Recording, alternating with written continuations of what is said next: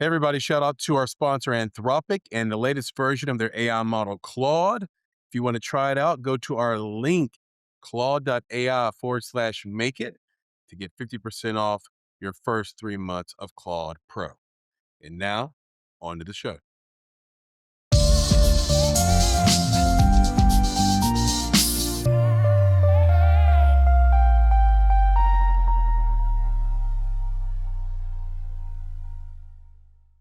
Hello, and welcome to another episode of the Make It podcast. I'm your host, Chris Barkley, and not with me today is my co-host, Nicholas Buggs. He is under the weather, but we are going to make this great anyway. How do I know that? Because I have with me producer Papa Bear and our special guest today, Jefferson White. Gentlemen, say hello. Hello. Hello, very glad to be here. Thank you for having me. I'm honored. Well, I am so pumped to do this, and I appreciate that. We are coming fresh off. When this airs, we'll be fresh off of Valentine's Day. So I hope each of you found love and Oh, shared love on the special day. And that's what we're going to show today. So we're going to have today an episode full of humor and love and fun. For those watching and listening, let's get right into who Jefferson White is. I'm going to read a short little bio. Jefferson White is an actor, producer, director that has landed roles in notable series like Yellowstone, in which he played Jimmy Herdstrom, and he played Sean O'Neill on Chicago PD. Most recently, he starred in the indie feature film Drink and Be Merry. Jefferson White, welcome officially to the Make It podcast. And we can start there. By the way, so many more credits, which maybe you could share with us here in a sec. But we might as well hop into our first segment, Story is King, if that's okay with you. great. And I'd love to start with the question, knowing that you've done Drink and Be Merry and you're sort of promoting that now, tell us a little bit about that. And then what are you working on now beyond that for 26? Yeah, Drink and Be Merry is available right now on all the sort of streaming platforms for rental. I'm really, really proud of it. It's a movie that represents the culmination of a long, long collaboration between me and my dear friend Adam Volerich, who's a podcast host himself. He's the host of a podcast called Eye of the Duck, Shout and out to he's a Ive the Duck. brilliant, yeah, and I'm sure he'll shout you out back. And he is a brilliant director. He's an editor. He's a writer himself. So we've worked together for years. I started a journey years ago to go from being an actor to sort of trying to figure out how everything works. I had always written a little bit, and Adam has been a kind of guiding light for me for like 10 years now. So we've wanted to make a feature forever. That's been a sort of stated goal of ours. Um, and Leo Winters is the writer of this film. Leo came to us with a great script that Adam jumped on right away, and I've been waiting for Adam to say, "Hey, let's go make a feature" for years. So the movie is it's a Christmas movie in a dive bar. It's about a bartender who struggles with a sort of codependent relationship with these older regulars in his bar who are sort of drinking themselves to death, but he's also all they have and they're sort of all he has. So he's kind of struggling with that around Christmas time 2019. So just a few months before a lot of bars like this get completely leveled by the pandemic in early 2020. So it's sort of the last Christmas in a dive bar in New York City in 2019. Yeah, and I love it very much. It's a very, very small movie, but I think that's one of its strengths. It has a real sort of intimacy, a kind of very intimate portraiture that I'm very proud of. I watched it. We all watched it. I thought it was very Yeah. effective. And first thing I just noticed right away, I guess from a producer POV, is two locations basically. So smart, so smart. But making the bar the center of the movie because bars are interesting places. Bars are interesting. Like the reason we know that, especially in American sort of culture, is the show Cheers. They put a like one of the best shows of all time revolves around the people who walk in and out of a Yeah. bar. And to this day, if you go to Boston, Cheers, the bar will be packed. It's like this massive tourist trap right now. So like I thought, "Man, that's so cool." Now, from a cinematography standpoint, I thought, "Wow, I know it's set in 2019, but it almost has a '70s, '80s vibe in terms of how you color graded it, the way it was shot, some of the ornament on set, some of the set decoration. Was that intentional or was that a budget thing? And can you share what the budget was on this film? I think the budget was literally $60,000, which is a lot of dollars, Unbelievable. but for a feature is a tiny, tiny amount of dollars. Yeah, we're very proud of No, that. that's unreal. I cannot believe it's the it Yeah. it looked at least 300. Oh, thank you for saying 3 that. And 3 to I just want 5. to shout out Yeah. a couple of very astute things you said there. A bar is a great context to bring in a sort of swirling Yeah. ensemble. I think the great strength of Cheers is the characters that emerged from that show, Oh, because the bar sort of becomes the platform for these characters and for these performances. So we very much part of what was so exciting about this film to us was the ensemble nature of the cast. And on a micro budget filmmaking context, the great thing about this is, hey, we know a lot of great New York City local actors who we can get to come in for 2 days your and cast do was 1 or unbelievable. 2 meaty scenes. Yeah, so the real appeal for us was, "Hey, wait a second, we both have all these relationships with these amazing character actors who are New York locals." And, the bar is a bar called the Ale and Witch. Mhm, That's a sort of, as you said, the texture of that bar is a kind of production design you could never really fake. mhm. It's a practical location that we had really, privileged access to. The owner of the bar was incredibly generous with us, and, at that budget level, that's basically what makes the difference is, like, what does the one location cost functionally? And the one location was free. So then we could spend money on, making these actors comfortable, but we only need them for 1 or 2 days Right, each. right. It's equipment that Adam and I have accrued over the years. Adam is a brilliant DP in his professional life, in addition to being a director and an editor and a writer. And I have a sort of strange hobby interest in production sound. Okay. So we basically have all of these constituent pieces, and we shot the other sort of fun budget trick we did is we shot 2 features in a row. We shot one that I wrote and directed called Caravan that Adam DP'd, and then we took a lot of that same crew and all of that same equipment infrastructure directly into this movie. So Genius. Yeah. Caravan, so it was not nearly as efficient to shoot. It was a road movie, so it was a ton of locations. It stretched on and on. And by the time we were done with it, we were extremely prepared for like a focused, sort of a very kind of zoomed in, intimate location like this bar. It really felt like a piece of cake for us in terms of production because we had just gone through this expansive traveling road movie that was a nightmare for like a year. Um, yeah, I yeah, and then I'm mean, sorry, you also mentioned the nostalgic feel, the color feel, the texture.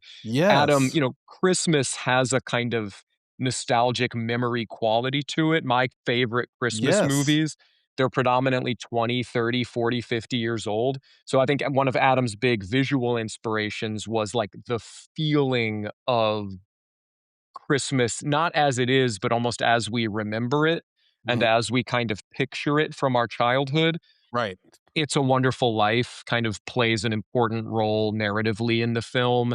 And then, Christmas, A Christmas Story, there's a number of sort of films referenced, and it felt like in that color grade, especially in the bar, Adam is looking for that textured, grainy, rich, noisy The feel. first thing you notice is that grain, that Yeah. sort of noise in the cinematography, and now that you say that, it's not really 70s or 80s that I mean, it is that vibe, that color sort of scheme and look and that noisy look, but you're right, it's also Christmas, it's also a memory, and it's also, warm.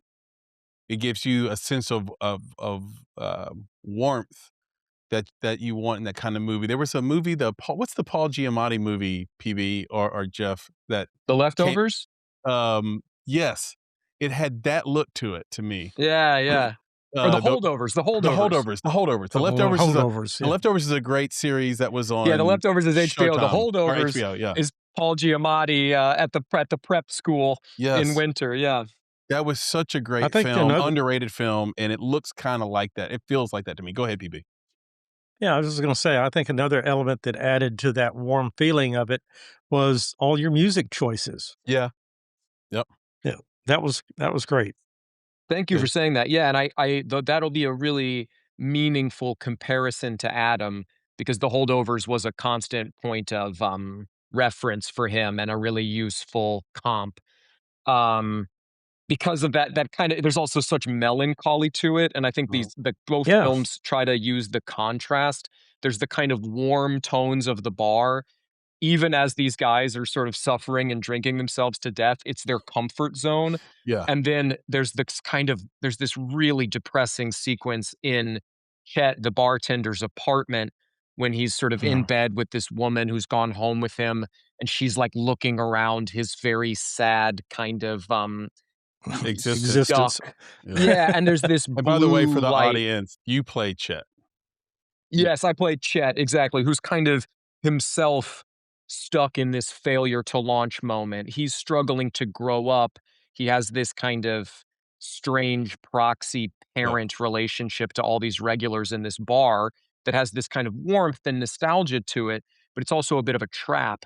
And when we see his life outside the bar, it has a much bluer, much starker, more alienated kind of feeling to it, you know? Like right. his When he goes comfort home, he Yeah. does zone, turn blue. You're right. yeah, Oh, I didn't catch it gets I didn't blue on catch him, that consciously till you said it. Now it's like so smart.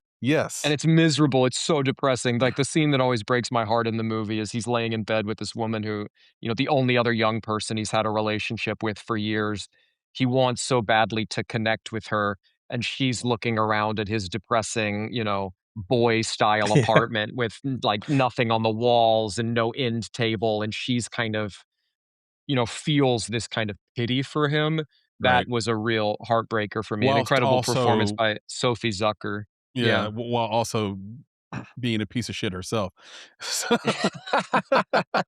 you know what I mean? Subjective, yeah, Which of course, which but which yeah, that which is character is herself subjective. making bad decisions, yeah. Right, she's She's making some definitely bad making bad decisions, decisions. and it's one of these interesting things where it's like it's so human. 'Cause don't we go on the yeah. internet every day and judge a bunch of people, and then we don't have a mirror to ourselves? Where we're like, "Oh, gosh, if that were pointed back at me, I guess some people could pick out some of my flaws too." And so there's this real human moments in this film, and I think you just do a great job. And the thing you talked about earlier, and I swear for the audience, we will talk about what he's gonna do next with Adam. But so go watch Drink and Be Merry first of all and find it. But second, I think I just wanna congratulate you on such a great performance, and then what you said Yeah. earlier, I think between your performance and Leo's writing, that really walked this really fine line. It's very tricky tonally to nail this, which is you as a character, Chet, are trapped in this space where someone from the outside is viewing you, your bedroom, and your life as somewhat pathetic and childish. But in your world, in that bar, you are the most adult person there. You you are the beacon of light, of hope, of truth. You are the thing all the patrons look to for, "Is that how you pronounce that word? Is that how you is this how I should be behaving? What mistake did I make?" You're like Seinfeld in Seinfeld. You're like the straight guy. You're the straight man. You're playing the straight man there, and everybody else bounce off of you with their dysfunction. And that's so tough because you're also Chet is also dysfunctional in a way. Yeah, that's the fun Well, stuff as an actor is a character who's sometimes high status, sometimes low status, you know? Like uh, sometimes he's the smartest guy in the room who has all the power and he's the authority, you know, to these old guys who are sort of asking him about, you know, political concepts they're confused about in the frightening year 2019, which is a perfectly Yeah, relatable thing. He's the expert. And then with somebody his age, he feels very stunted and immature and sort of low status and pathetic, you know? And it's so fun to play a character that oscillates back and forth between those two things on a scene by scene basis, you know, that has the sort of full range of human experience. I think we all sometimes feel like the man and we all sometimes feel like a little kid, you know? yeah. You had something, PB? Well, I was just gonna say, I think it was a bit risky, but a great choice in the storyline because so many movies today are about a superhero or uh, a doctor that saves lives in a unique way or a super detective that figures everything out. But here you've written a story about an ordinary person in an ordinary life, the mundane lives that are multiplied by millions across the country, and you've looked at him as a character and helped the viewer to kind of see the inside of everyday life for someone that's struggling with a particular issue. And I thought it was great to have a storyline around ordinary people and their lives. Yeah, so most Thank movies you. are made, and most, news stories, they have to be extraordinary, else why are you writing Yeah. about them? Mm, There is an extraordinary element to the movie. It's just baked into the ordinary lives. So the extraordinary element in the movie, so you have this young man who is basically holding together the lives of, and I won't give the ending away, but he's holding together the lives of these people that should be mentoring him, and that is mm. unique and extraordinary, and that's why the movie actually works and should be made and filmed. So, I take your point, PB, for sure, but then also there is something in it that is different and stands alone, because that wouldn't happen at a normal bar setting. But I do wanna get to you and Adam. What do you guys have cooking next? I hope we'll work together forever. I really, I'm sure you guys have these people. Maybe they're each other. Mhm. You find the people that you really click with. You find your people who you have a sort of easy, intuitive, communicative language with. And then the goal, like as far as I'm concerned, the goal of a life in this business is to get to work with your peers, the people you admire, your sort of favorite people forever. So Yeah, I'll always be asking that same question, yeah. what's next for me and Adam? I will always be sort of looking out for that, and I hope that we'll be trying to involve each other in everything we do. He's got a great we're a part of a writing group that we really cherish, so we write scripts together with some of our peers. My friend Jeff Rutherford runs this amazing group, who he's also a brilliant writer. Adam's got this amazing horror film about a sort of sonic artist, a guy who makes sounds kind of, going insane in his room by himself. I really hope we get to make that film at some point. It's Yeah, brilliant. But you know how it is. Also, the good stuff has a long gestation period. yeah, yeah, Anytime for I'm sure. because I'm an actor, I wanna be on set. Like, I wanna start tomorrow. That's like our set is my natural environment. It's where I sort of feel most like myself. So I always wanna go, go, go. And then the producer in me and the sort of filmmaker in me has to say, "No, the good stuff takes a long time. It It's has to true. stay in the oven until it's ready." That's the hardest thing for me is patience. Anybody who works with me will know, like, I wanna start tomorrow. We'll figure it out on the day. Let's get there and figure it out. And anybody who's worked on a set that I'm leading suffers from that curse because I get there and I'm like, "Let's figure it out now. Who cares? Who needs a shot list? We'll figure it out, in motion." Yeah. So I really admire Adam is a much more, deliberate and calculated. He's a true director. We need those people, you know what I mean? Like, we need the Yes. Discipline. detail-oriented folks, and you're right, the feature film we're working on is 10 years old now. Like, we just got a script we think is a shooting script just, like, 2 days ago. That's the good stuff, though. That's what you Yeah, always it's like you hear about how long did it take Paul Thomas Anderson to make one battle after another. You had the idea 15 years ago. You were waiting for the right moment. Like all the good stuff takes a long time to gestate, but that's yeah. the opposite of an actor's brain. We are like impulse driven. We're creatures of impulse. Our whole job is to sort of follow and chase an impulse like a dog at the dog park. And I think that like a real distinction between actors and directors or actors and producers, actors and writers is a kind of long-term vision and a long-term thinking. I think I really learned this year by directing a feature, oh, that's not a natural fit for me. I'm a creature of impulse. Like Yeah. I've learned through 30 years of acting, my whole life acting, to be very impulsive. And that's kind of directly at odds, I think, with Good. a lot of how the business needs to function. Well, speaking of your whole life, I'm curious how you would describe your household growing up in 3 words. If you had 3 words, how would you Mm. do it? Oh boy. I mean, supportive, stable, simple, Hmm. maybe. I'm from a tiny town in Iowa called Mount Vernon. The population's about, I think it was about 2,500 when I was growing up. There were like 70 people in my graduating class from high school. I Wow. would walk to school. I had a very sweet, idyllic kind of childhood. My mom's was a public librarian for 40 years at the library in the neighboring town, and my dad was a college professor, a philosophy professor at a very small liberal arts college. So my parents were extremely supportive because they were a librarian and a philosopher. Like that's the least practical career. They could, you know what I mean? You can't tell your son he's got impractical dreams if you're a librarian and a philosopher. So they were very supportive. My mom is also very involved in community theater. So from a young age, I was involved in Oh, community got it. theater, and yeah. So my parents, I feel like I had a very privileged childhood. My parents were very supportive, very, and I went to a school where you could sort of try anything because Mhm. the stakes were very low. Like it was a really easy environment to just experiment. Yeah, you're Did almost your mom always tell you to not talk too loudly? Exactly. She's still shushing me to this day. It's funny that she's a librarian because she's a real oh, talker. shame on you, She's a PB. real extrovert. She's a talker. I have to tell her to shush at the library. People are trying to read, mom.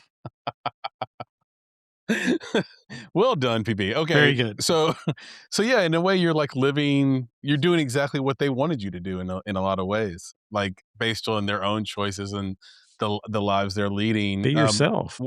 Was there a moment though, for sure, that you knew? Can you remember who you were and what you were doing at the moment you said, "I just got to keep doing this no matter what. I got to go after acting no matter what. I want to spend my whole life in this." It was really, I mean, it was a little later. It was in college. I went to college and I was going to study advertising because I wanted to have a practical job. The other thing about being from Iowa is there's no precedent for being a professional actor. There's no concept of the kind of industry or making any money acting. Acting was always what I did that I loved, but it's not even really it wasn't really even sort of theoretically possible to act professionally as a job. So my plan was always to have a job and then do theater on the side, which is what my mom did. It was this sort of everybody in the community theater where I grew up, they had jobs, and then community theater was their hobby. So that was my plan. I went to Iowa State University. I was going to study advertising. And then I learned about myself that the only classes I could pay attention in were my acting classes. I learned about myself that I wasn't that good at faking it. I couldn't really make myself sit still or focus in a class about advertising. So pretty quickly, my brain decided for me to sort of pursue acting, and then the plan was to do theater, and I was going to move to Chicago. There's an incredible, they call it storefront theater in Chicago, like Mm. black box, small, intimate. The best theater I've ever seen in my life is these tiny, tiny spaces in Chicago. So my plan was to move to Chicago and get a day job and act as a kind of passion. Um, I started rambling here. The question was 3 Oh. words about my childhood: library, Iowa, advertising, you know? Well, we asked a separate question. We Very asked good. a separate question, so you weren't rambling at all. We asked, Okay, great, what great. was that moment, and Oh, that's right, yeah. it sounds like that happened for you in college where you're like, I, I don't know if there was something about being in theater class in college or something about a particular play you were doing that Yeah, triggered it for you though. absolutely, and I bet a lot of actors, it's either a play or it's a person. It's a sort of Mhm. acting teacher. I had an incredible acting teacher at Iowa State University who I'm still, I was texting with earlier today, named Matt Foss, who Shout out to is like Matt Foss. Matt is like one of the most brilliant writer, theater makers. He really, was the most inspiring figure as I sort of came into adulthood, like I was working with Matt when I was 20, and he really was the most creatively inspiring, sort of passionate. I loved his work and I still do love his work so much. One of my great dreams as an adult, as a, a working actor now, is to collaborate with Matt again because he's a brilliant screenwriter as well. Just a one of these minds you encounter a few times in your life who you immediately sort of have to follow. Yeah, yeah, You encounter sometimes these singular. There's maybe 4 or 5 singular perspectives I've encountered in my life, and I think Matt was the one at a formative time in my life that made me go like, "Oh, I need to act for the rest of my life," because that's how sort of powerful his center of gravity was. yeah. It's incredible. Wow, 2020 that's to great. 23, those are the years where the books you read, the people you're around really shape your life. And I can certainly say that about myself. I often wonder, like, how would my life be different had I read different books and been around different people Mm. between those ages? But those ages, the people I was around and the things I was reading and consuming between 20 and 23. See, because when I was 19, I still knew everything. And I was like an obstinate, sort of anti-authority, like, like it was very combative. And then you turn 20 and you get a taste of real world. You realize you have to like collaborate with people. And there's a humility you have to walk with just to survive. And then you start to have these people around you. Now, whoever's around you in that space, that's really going to shape who you become as an adult. So I love that story. Let's say you went back to Iowa though, and you met someone like yourself, very passionate, talented maybe, and they said, I'm auditioning for the role of my life in 30 days. I need your help." What would be the first 3 things you'd teach him or her on being an actor and getting that gig? Mm. That's a great question. I wish I knew this advice because then I could get more of the things that I auditioned for myself. Because this is a constant in our Yeah, lives, right? I mean, the yeah. first piece of advice I give to any actor who asks me for advice is like, hey, it's about the long haul. Know one part. There's so little Mhm. you can do Gonna write that down. to control somebody else's perspective of you, right? Like the way you drive yourself crazy as an actor is trying to twist yourself into the shape that you think somebody else wants. Mhm. And so one of the heartbreaking things in this business is, hey, there's no one part, there's no one job, there's no one role that is like the be all and end all. And as soon as you kind of release that idea, you can settle in for the long haul and realize that it's all scratching lottery tickets. It's all like with respect, you can or it's basically scratching lottery tickets. And the game is sticking around long enough and scratching enough tickets. It's a combination of luck and preparation. So the first thing I would say to that person is, "Hey, relax. There's only so much you can do." Right. Then I would say, "Okay, let's work on it. Let's do what we can do. Let's sort of, sort of employ the power of repetition as it works in every field. Repetition is the sort of pathway to expertise on some level. Let's chop it up and work on it." But part of being an actor is also surrendering control. It's Hmm. surrendering the need Write that down. to try to sort of shape somebody else's experience of you. Our favorite performers are like they're being themselves in a way that is fascinating. They're not giving us what they think we want. Right. Like Benicio del Toro. I'm gonna keep coming back to One Battle After Another because it's like Oscar season, and I Yeah. loved that film. Benicio del Toro's not. He's like It's what the we one love I about voted him is for. Yeah, it's great. yeah, he's incredibly distinctly himself. Mhm. He's not sort of concerned with our experience of him, or at least that's my perception. Who knows? I'm amazed. I think that what we respond to in our favorite actors is their singularness, the way in which they're very much themselves. I don't even know what I want until it's shown to me by my favorite actors. Yeah. So letting go, going into an audition, you have to let go of like, what do they want? What do they want me to be? What are they sort of looking for me to be so I can try to outsmart them and turn and change into it? It's like, nah, you can't. Just release that. Yeah. Go in there and do exactly what you want to do. Go in there and, what is most interesting to you. I wish I followed that advice, but this is all aspirational because I go into, we all go into every audition going, okay, I think they want a scary guy. I have to be scary. Or, oh, I think they want a funny guy. I have to be funny. We can't help it. It's very natural. But Yeah, it's very human. yeah, we aspire to release that. Right. Right. Right. Yeah. So let me see. Let me count it down. You got, hey, chill out. This is a long haul thing. Surrender to the moment and be yourself. Are those the three? Did I get that right? That's a great three. And then be as prepared as you can. Yeah. You can, it's like be as prepared as you possibly can. But that's kind of the baseline. Yeah. Everybody auditioning for that is going to be doing that. They know It's the you words. and a, Yeah. a hundred other people or 400 other people are going to apply the most effort they can apply, and then beyond that, it's release. It's lottery tickets from there. It's I, lottery tickets I from there. love that. Exactly. Yeah. That's my great advice because worrying about it, scratching the ticket harder doesn't make you any more likely to win, you There's know? not three cherries underneath it if you scratch harder. If you Yeah. keep scratching through to the other side of the ticket. Yeah.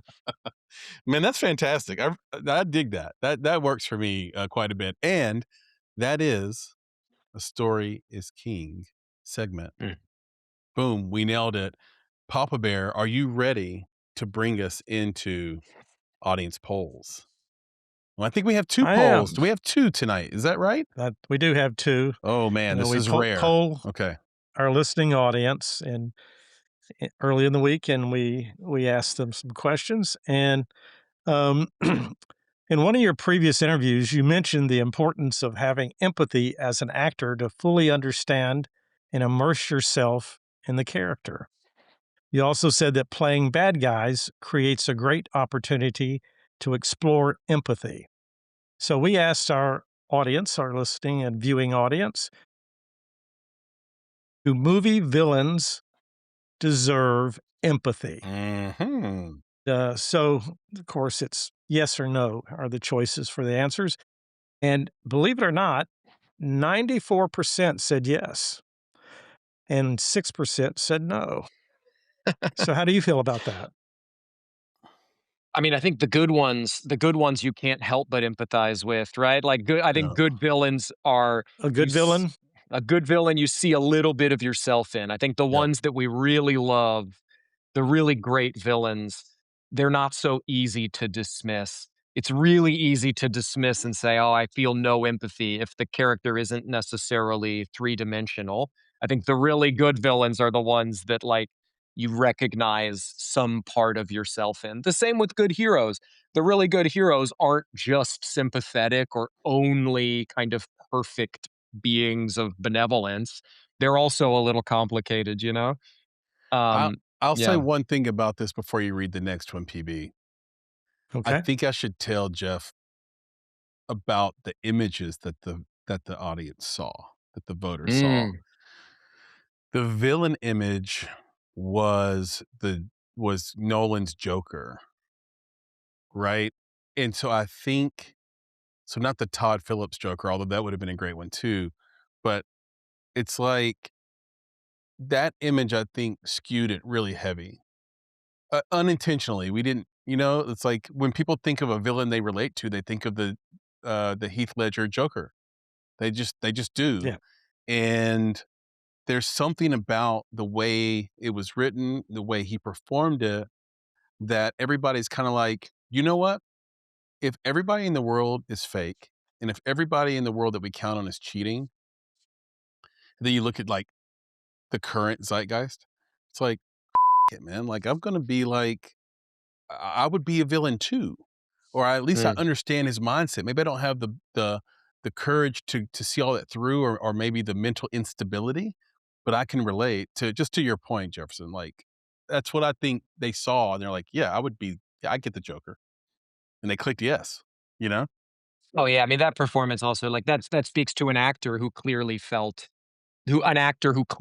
allowed that character to speak through him and has sort of had a kind of compassion for that character. That's one of those performances that like kind of changed every actor forever. There's like a few of these. I Interesting. think Taxi Drivers like this. There's Mhm, a few performances that are so good that for the rest of time everybody's a little bit impersonating them. There's mhm, like a few of these that like that sort of Heath Ledger Joker as a guy, as a, you know, a 36-year-old man who plays a lot of creepy guys on TV, we mhm. are all just doing an impersonation of Heath Ledger's Joker for the rest of our careers. It's so sort of embedded in our Wow. psyches. It's so kind of, you can't help it. It became so part of the zeitgeist. I really feel like I rewatched Taxi Driver recently, and Travis Bickle in Taxi Driver's the same way. It was like such a watershed moment for like actors of a certain age that it changed everybody after that. You know, I just watched the James Dean East of Eden. I think that had a real James Dean had a really profound effect on all of us.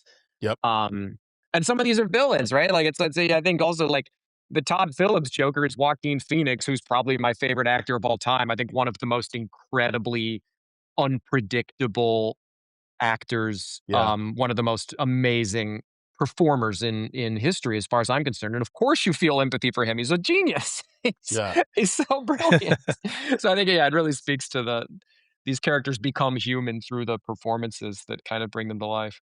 Also, for those that haven't, go get your Audible account, shout out to Audible, and get East of Eden as an audiobook. It is a Oh, great audiobook.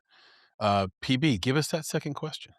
Give us that second All poll. right, our second poll is what makes a great actor? And we gave them two choices to pick from: trying something completely new or going with what works. The results are Mhm. 71% said going with what works, and only 29% said try something new, completely new. So, how do you feel about that? That's that's interesting. fascinating. I Yeah. really thought the question was leading us in another I thought the question was sort of guiding us in another direction basically on how based on how it was worded, because I think it's gotta be trying something new. Same, same. I disagreed with our audience on this one. I read this poll. I just I don't know if I'll put this one on us because I don't know, PB, if we wrote this question using the right combination of words, right? Like this idea of like when you say going with what works, well, what works? Well, yeah, well, And then it's like good question. what works is trying something completely new. No, you definitely want it to work. If the binary is do you want it to work or not, you definitely want it to work. Yeah, I have a problem with the way this one was worded from the outset, but then once it's sort of out there in the YouTube universe, it's kind of like locked in. You're Yeah. like, you can't like, you got to just leave it there and see what happens. But I guess I get, and Nick writes these, so I guess I kind of get where Nick is coming from in terms of like, um, maybe he means the role because I think Mm. based on the images that were on the poll, he's saying, hey, go play a character that feels formulaic or that we know, right? We know this character. PB, you were talking about this earlier about there's the doctor who saves all the children. There's the superhero. There's these tropey characters that if you Detectives yeah and lawyers, yeah and yeah, you're a detective and it's a thriller versus being a character in everything everywhere all at once, Mm. for example, which is outside of maybe some viewers' Overton window. You think about Demi Mhm. Moore in The Substance. That would be tough, right? You think about some of the transformations people have to make, even in a directing sense. Like think about Brady Corbett, who did a 4-hour movie last year, right? Like after being told over and over and over again to not make a 4-hour movie, and it was up for movie of the year, The Brutalist, if you guys don't know what I'm talking about. But it's like that movie to me is profound. And I still think about it all the time because of the very last the thematic purpose of it that's revealed in the last scene. So in that sense, if Nick, if you're listening to this, if you're watching this, if that's what you meant, I'm with you, bro. I'm with you. I'm with you. If you meant something else, I'm not with you, bro. I'm not with you. I don't know what the hell you were talking about. But I don't know. What do you think of, if I put it in those terms, Jefferson, what do you think? Yeah, I mean, I think Like all would you art rather is do the something like a body transformation, or would you rather just do, a role like yeah, Chicago PD, like you said, like you did, like you've done before? I think if you're lucky, you get to sort of experiment with all of these things, right? If you're lucky, you get to sort of build on your strengths Mhm. and you get to continually sort of push into new territory. I kind of feel like all art is the tension between structure and spontaneity, right? Like you better learn how to play the saxophone. You better learn like the Yeah. objective notes and the scales and the technical skills. And then once you learn how to play the saxophone, you better write some new music, you know? So I Yeah. feel like it's a challenge to all of us. Like a big part of being an actor early in your career is learning how a set works. It's learning how to make everyone's job a little easier. It's learning how to land on your marks. It's learning how to support the technical process. And then once you reach that, there's a really distinct moment in my career where I was like, "Oh, I thought that was the whole job. I got to where I'm comfortable on set and I know how it operates, and now I'm just coasting. I'm not really pushing myself anymore. I'm not stepping back outside my comfort zone. I look at myself and I look stiff, I look tense, Mm, I look claustrophobic." And that was a moment that I had to say, "Okay, buddy, you gotta sort of be brave again. You gotta be bold again now. You can't just hit your marks and sort of think that you're acting." So I think that the combination of the two things of like structure and technique and exploration, spontaneity, impulse, that's where the interesting stuff comes in. And you see people who get stuck in a rut of one or the other, who sort of do the same thing over and mhm. over again for their whole careers. And then the interesting thing becomes how you cast those people, what kind of, where you use them. There are some actors who have made amazing careers out of doing relatively similar things. And then the really interesting thing says, oh, where do they show up in the film? How do we sort of subvert that expectation based on how we shoot that character? Do we shoot that character differently to make them to sort of subvert what we anticipate from them? I think Sean Penn, That's a good in One point. Battle After Another, incredible performance that sort of was a very big, Maybe the best performance of the year. Yeah. unbelievable. Especially when you know who Sean Penn really is, or like you get a perception of who he is when he Yes. speaks as Sean Penn versus a character, you're like, wow.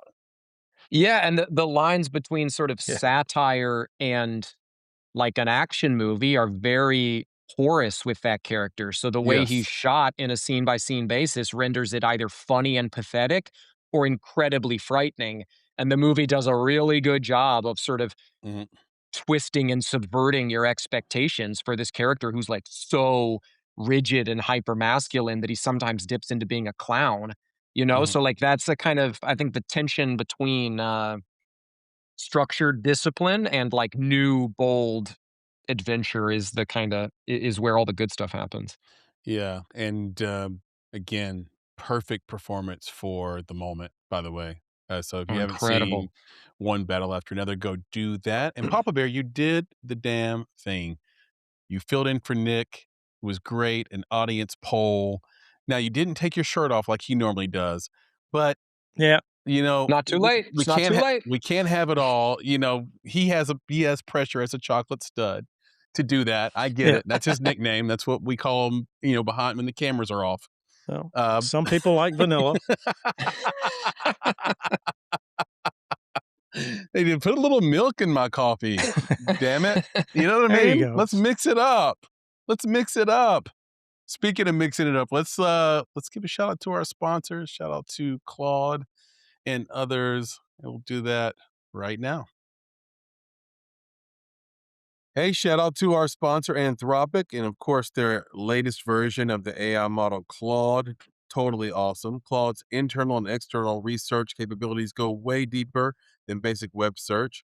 Think comprehensive, reliable analysis with proper citations for clients, turning hours of research into minutes. My favorite part is that it connects to other productivity apps on my phone. Now it's a high-end assistant and taskmaster in my pocket. You can even connect Claude to your professional tools like GitHub, Jira, HubSpot, Notion, Google Workspace, and we all know what's going on with OpenClaw, so you can try that out as well. All right, and watch it become your command center with context for all your work. Claude is the AI for minds that don't stop at good enough. It's the collaborator that actually understands your entire workflow and thinks with you, not for you. Whether you're debugging code at midnight or strategizing your next business move, Claude extends your thinking to tackle the problems that matter. So, are you ready to tackle bigger problems? Of course you are. Here's how you're going to do it. Sign up today for Claude at our link. That's claude.ai/make it. And when you use our link, you're going to get 50% off your first 3 months of Claude Pro. That's kind of awesome. First 3 months, 50% off. That includes access to all the features I mentioned before. That's claude.ai/make it to get the world's best AI right in your pocket, right on your desktop. Go do that now. And shout out to Anthropic and Claude for sponsoring this week's show. Starting something new isn't just hard, it's terrifying. Okay. So much work goes into the thing that you're building. You're not entirely sure it's going to work out. It can be hard to make that leap of faith. And trust me, we know. When we started this podcast, we weren't even sure what we were doing. Like, what if no one listens? What if we make fools of ourselves? What if no one buys any of our products or listens to anything we have to say? Now we know that we were right in believing in ourselves and launching the show, despite all the fears and hesitations. But I have to say, it also helps to have a partner like Shopify on your side to help. Shopify is the commerce platform behind millions of businesses around the world and 10% of all e-commerce in the US. You heard that right. 10% of all e-commerce in the US is using Shopify. And we're talking about household names like Skims and Magic Spoon, and even brands that are just getting started. All right. So if you want to get started, you can start with your own design studio. I think this is super cool. You get hundreds of ready to use templates that Shopify provides you. They help you build a beautiful online store that matches your brand style. I can tell you, we were there for a long time ourselves. The shop doesn't look like the website doesn't look like the shop. You don't have to worry about that when you use Shopify. Okay. You can get the word out like you have your own marketing team behind you, right? You can easily create email and social media campaigns wherever your customers are scrolling or strolling, right? Best yet, Shopify is your e-commerce expert with world-class expertise in everything from managing inventory to international shipping to processing returns and beyond. And did I mention that iconic purple shop pay button that's used by millions of businesses around the world? You know it when you see it. That's why Shopify has the best converting checkout on the planet, bar none. It also helps boost conversions, meaning less carts going abandoned, and consequently, more sales for you. It's time to turn those what ifs into with Shopify today. Sign up for your $1 per month trial. That's $1 per month trial. That's awesome. At shopify.com/make it. Again, that's shopify.com/make it. Go to shopify.com/make it right now. And back to the show. And we are back. And that's a good enough time as ever, good enough reason as ever to hop into some filmmaker Q&A. I know the audience has been waiting. Although, honestly, this whole conversation so far, Jefferson, has felt like filmmaker Q&A because you've been so Yeah. generous with your answers, right? Like you've been so detailed in some of the, I guess, inside baseball of being you and being a performer and being in the industry. I think that they are probably satiated it to a degree already, but we're still going to give them a filmmaker Q&A. And these, by the way, shout out to my partner in podcasting, Nick Bugs, who again is under the weather for this conversation. He wrote these for me. He wrote these for us, PB. So we are going to Wow. honor that and I read didn't us know he off. could read or write. No, he never went to school. Uh, Okay. That much more impressive then. um, actually, he's like the most educated guy on the show. He's the only one that can speak on the show. Okay, so here's a little preamble, a little context, okay, Jeff? We've watched several of your films as well as television appearances, and one thing that stood out was the number of independent projects you've done and continue to do. So one might say that when you lend your face, name, and your talent to a lower budget independent film, you also lay your reputation on the line. Yeah. So the question is, why is featuring in independent films worth the risk?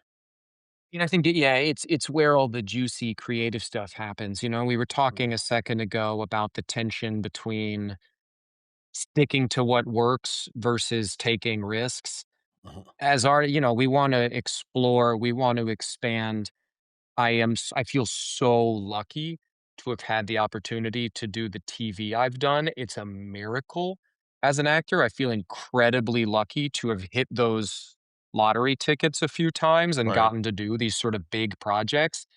But the juice is these little movies that can take risks, Mhm. can afford to take risks because there's not $150 million on the line, Right. with young artists who are in experimental phases of their careers, who are growing, because that's how I feel. I'm growing. I'm trying to stretch. I try to approach everything as though it is a learning opportunity.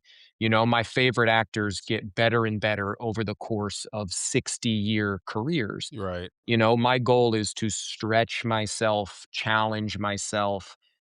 And that applies to both the material, and it also applies to the container. Smaller films often have challenging environments in various ways. Mhm. There's not a lot of luxury. Someone's not handing you a juice in your trailer while you wait for 3 hours. Like indie films, Yeah. the real juice, what we love is we love to work. I wanna work. I Real wanna be filmmaking. out in the cold Right. at 4 a.m. I wanna sort of like, I The want to work. creativity I of love to constraints. work. Yeah, and I love the problem solving that happens on a small set. You can pivot and you can respond to what's really happening right in front of you. Mhm. On those big Yep. sets, and I also admire this as an art form, the decisions have been made months in advance by a team of experts, and you're executing the vision, as Mhm. opposed to these little sets that have a kind of improvisatory feel. There's a feeling of let's show up and see what happens. And I love the real joy is going back and forth and carrying the lessons back and forth. It's like carrying what you learn on the $150 million TV show to the $60,000 feature film, back and forth. Like, there's so much learning and growth that happens in both of those environments. So, yeah, I mean, also, to be honest with you, I need to be on set. It's my favorite place to be my whole life. Acting is it's like a worldview for me. It's what I love. It's the people that I love. Yeah. So I don't have the discipline that some actors have to be incredibly choosy and to say, I'm gonna do one movie this year if the right script comes to me. My attitude, and my representatives sometimes get angry at me about this, is, "Hey, I wanna be on set. I wanna learn. I want to find what is most fascinating about even a challenging script. I wanna find what's most sort of curious and what I can learn Right. from even a sort of difficult and challenging process." Because I still feel as though I'm at the very beginning of a kind of journey of growth, you know? And also a lot of those, 100%. like, Yeah. looking at my body of work, a lot of those smaller films are where I get to stretch as an actor. It's like, "Hey, do you wanna sit on the bench in the NBA, or do you wanna play in the G League?" I wanna Play, play. I wanna say same. Yeah, I wanna play. I People wanna handle the ball. people have asked that, like, would you rather get blown out, like, in the Super Bowl, let's say, which just passed, Yeah, or do you or would you rather, like, lose by, like, a point, like, on a missed yeah, field goal? And I'm like, "I'd rather lose by a point." And like, "You're crazy, it's heartbreaking." I'm like, "Dude, yeah. but I was in it. If I Oh, get blown yeah. out, I didn't belong there. I wasn't even competitive. I never had a shot." Like, give me a shot and I'll take the heartbreak if I don't get there. You know what I mean? 100%. And it's Yeah. all it like in my world, so Yellowstone changed my life in a million ways. Yep. I'm so proud Costner. of it. It was the luckiest that was a lottery ticket. I feel so lucky to have been a part of that. It went for a long time. It was a miracle in an actor's life. But if you look at that show, I'm like the second string like tight end or something, you know? Like Uh-huh. I get in for a few snaps on every possession Yeah. maybe or like, I and it was a miracle and you're so lucky for it and you're playing at the highest level and the quarterback is Taylor Sheridan. He's Right. throwing incredible passes. Receiving a pass from him is an incredible honor, but you don't get that many minutes. Right. So then I want to go when that is off season. I want to go and play every minute of the Pee Wee football game. Right. I want to go You and were in every play. scene in Drink and Be Merry, right? Exactly. I want to Yeah. play. I want to play in the G League. I want to dabble in the NBA to mix every sports metaphor. I want to dabble in the NBA, get as many minutes as I can, but Yeah. I'm not always in control of how many minutes I get. I'm trying. Yeah. Yeah. I'm shooting my threes after the game. I'm practicing. I'm getting Right. my reps in. But then I want to go play in the G League because I'm gonna get better. I'm gonna get better at playing by actually getting my hands on the ball, you know? Um, That's so well put, and, you are right too about, like, the polarizing nature of monetary constraint versus creative constraint when you have a huge so when you have a $150 million budget on a film, there's a really serious decision about should the protagonist say this line, because you cannot afford to let one line tank the whole movie and the investment. And on an indie film, you're like we shot a movie where the character opens up doors, and every time he opens a door, it's like a new place. It's like a new universe. And that's a mm, really interesting problem to solve on our budget, right? This low budget indie film. Like it's a whole thing where it's like, okay, we have to block the characters differently. They can't be standing in front of the door when the door opens, or they have to always be standing to the side. And if they are, isn't that a weird way to open a door? Do people open doors like that? And then like, how do we so you don't block have to it? rotoscope them out, you mean? Right. So they just open it and it's a clear you can do the VFX or whatever clear on Right. the other side, yeah. Right. Because you have this constraint where it's like we can't spend the money to do all the stuff that the $150 million budget movie would do to just make that true, or just to make that Yeah. right.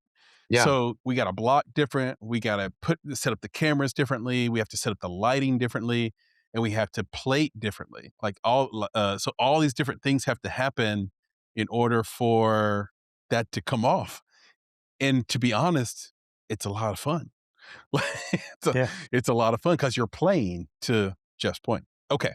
Second question. We often talk about the importance of the whys behind creative projects. Like we'll say, when we say we're really talking about me and Nick when we do festivals and we do workshops. Why you? Why this project? Why now? Are just a few of the whys that I think you have to answer when you're pitching. And so what is the whys behind means of productions? Why you? Why this project? Why now? Yeah, so Means of Productions is basically a tiny, tiny production company that my friends and I started years ago to Mhm. teach ourselves how to make movies. You know, we Right. were all actors. All of my friends are brilliant actors who never get to act. And there was a point, I mentioned earlier that I have a hobby interest in production sound. I Mhm. realized, oh, if I start doing sound, all of a sudden we can make a bunch of stuff. Like, oh, if I start figuring out how to shoot, if I buy a camera, all of a sudden me and my friends can do what we love doing, which is making stuff together. Right. It's a very theater ethos as well. Yeah. We came up in this sort of devised theater world where the idea is, hey, get in a room and make something. Why sit at home? Why have this kind of hierarchy that's like the writer takes 2 years to write it. Then there's 2 years of pre production and sort of workshops refining it. We were like, no, let's get in the room and make something right now. So that was years ago. My friends and I started making comedy sketches on the internet 10 years ago, 11, Awesome. 12 years ago. Yeah. Just bought a DSLR and started making our own stuff. Mhm. Um, and Drink and Be Merry and Caravan basically represent 10 years later through slow learning, slow methodical, through making every mistake you can make. all of us basically teaching ourselves, bringing in experts piecemeal at a time. Adam Volerich, when he came in, he was a working DP. So he taught us so much so quickly. My friend Terrence Cray, who did sound on Caravan and then on Drink and Be Merry, Mhm. is a brilliant sound guy, brilliant editor in his own right, a brilliant director who's made 4 features of his own. So we sort of Means of Productions to me represents an ethos of like building with your peers and sort of learning as you make, rather than a kind of theoretical education and then applying that to your one perfect film, that you try to get $1.5 million for.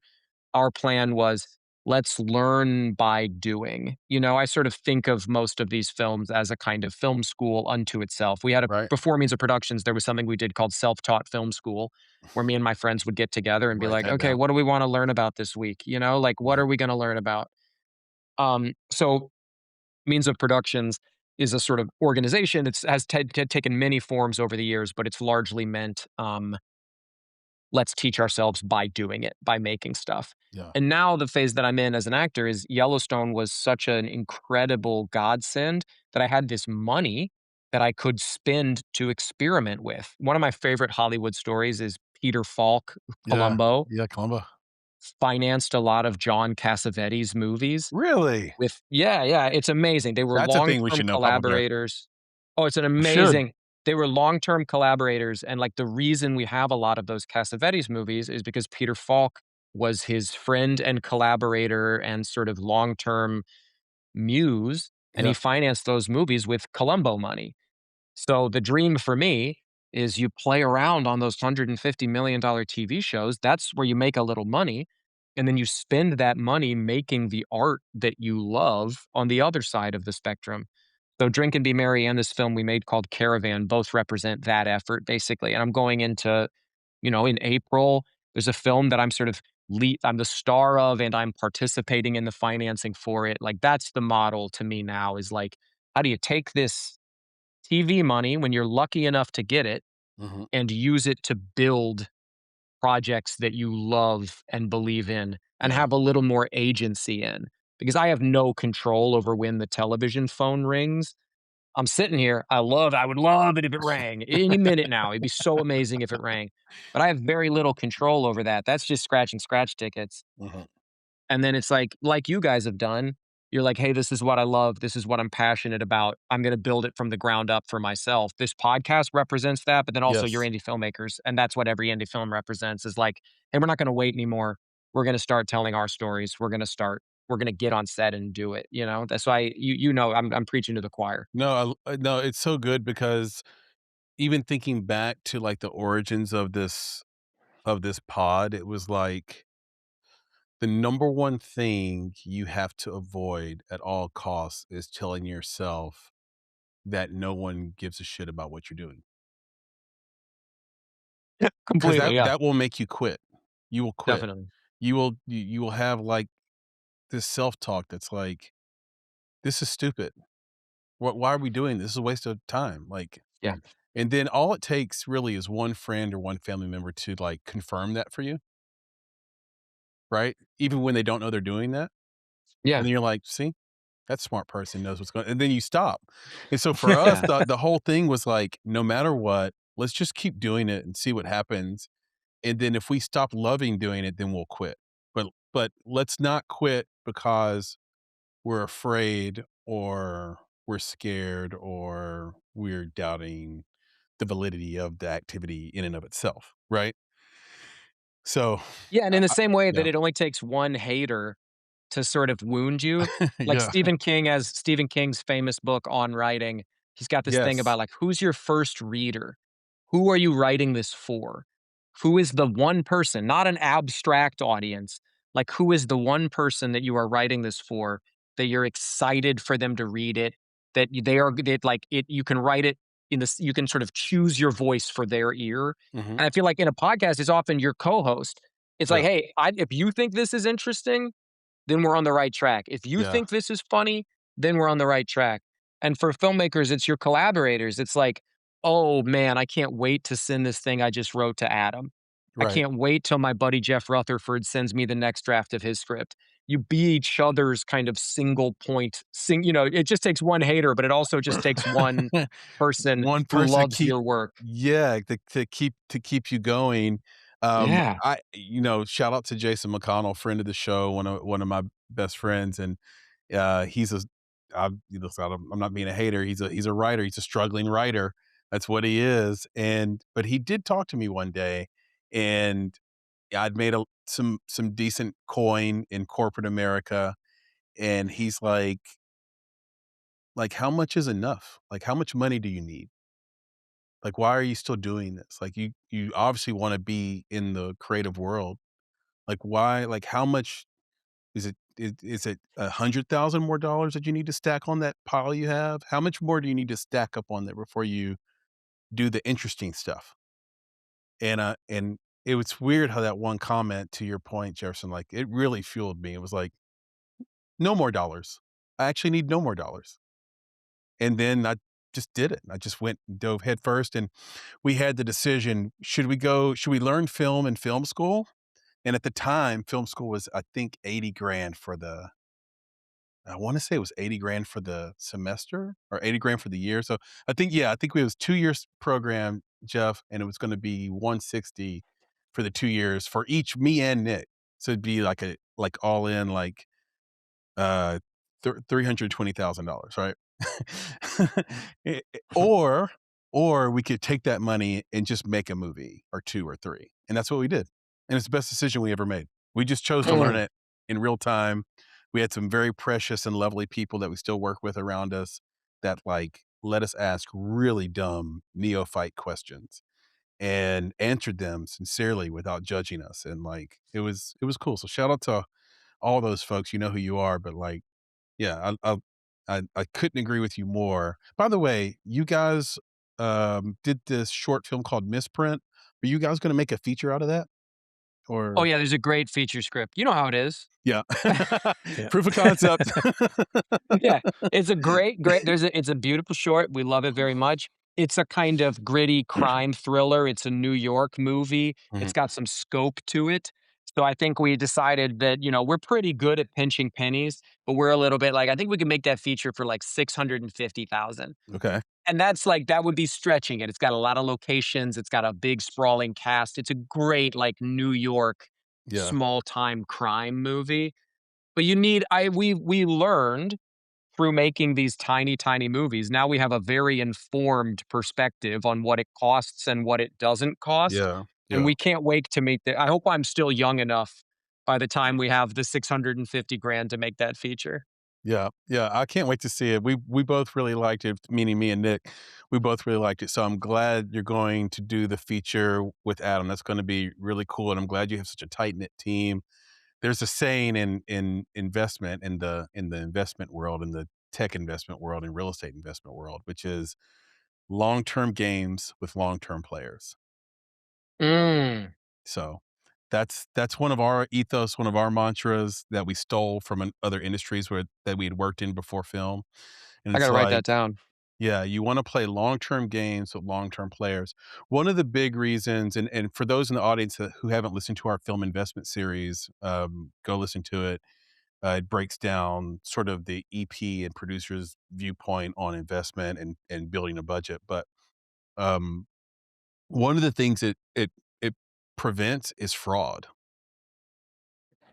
right? Like, there's a saying amongst con men, and we talked about this, PB, the other day.